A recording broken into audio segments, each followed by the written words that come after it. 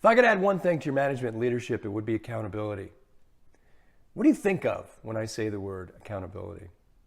A lot of times when I'm talking about this topic in a workshop with managers and leaders, it's funny to see how people react to the word. They'll sit up real stern in their chair, and all of a sudden they'll get really focused, and people will say, well, they'll all sing in unison, we are all accountable to our actions, and especially if something bad happens. You see, I find that many times people feel that word has a negative connotation. It's like the word consequence. Well, the reality is both those words are neutral. They're neither positive or negative. So how do you view accountability? Now, what comes to my mind is the word ownership. Ownership of behavior, ownership of decisions and choices, ownership of outcome, ownership that if something happens and I played a part in it, I need to be accountable for that part. So this week, take a look at your accountability. Take a look at how you hold others accountable.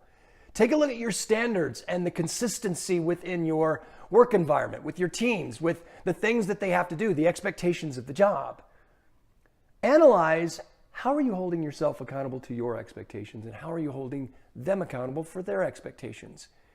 If they do things well, what happens? If they don't do things well, what happens? A lot of times we may see that what we think we're doing in the way of accountability is not actually what is happening. It's that gap that we always challenge ourselves week after week when we're looking at our leadership. Ultimately, as manager and leader, you are responsible for yourself and for your team.